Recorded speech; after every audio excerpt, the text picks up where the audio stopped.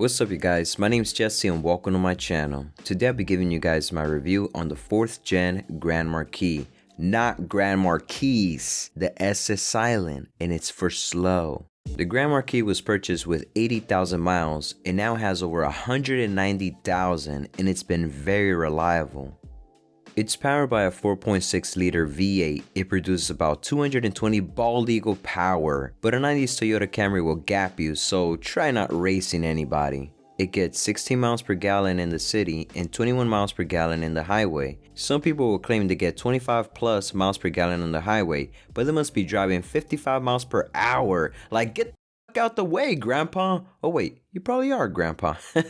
My bad. Just move to the far right lane, please. Of course, there's common problems just like any other vehicle out there. The throttle body position sensor may fail, causing the vehicle to idle rough and or stall. Replacing the sensor and cleaning the throttle body should fix this issue.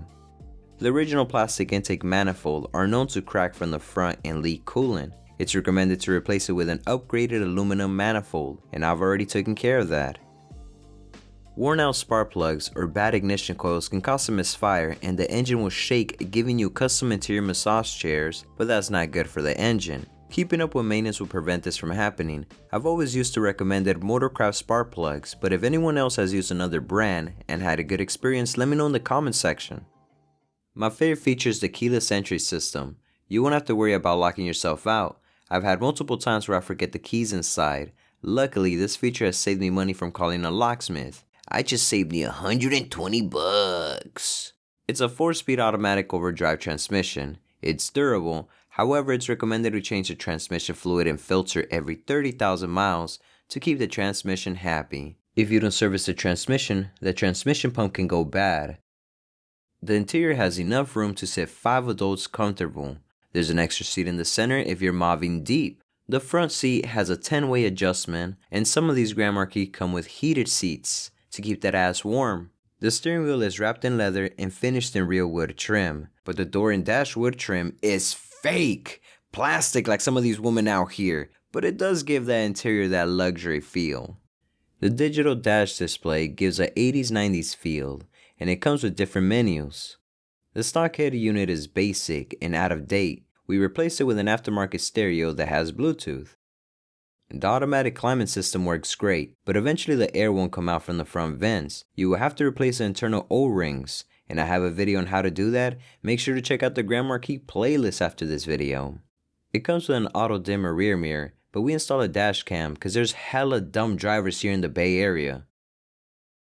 It comes with traction control. If you're trying to go sideways and do some donuts, make sure to turn it off. For the short kings like myself, there's a pedal adjustment and you can move it all the way to the front. The main power door switch are known to fail, not allowing you to put the window up or down or locking the doors. This is a simple fix, all you have to do is replace the switch. A major common problem is the light control module failing. It stops supplying power to the headlights and brake lights. There's a safety recall, so make sure that the LCM has been replaced before purchasing one of these boats. The interior is roomy, and you can turn that back seat into a motel for those girls you ain't trying to take home. Trust me bro, only a few girls should know where you live. They be crazy. The trunk is huge. There's plenty of space to put your ops inside or drugs and weapons.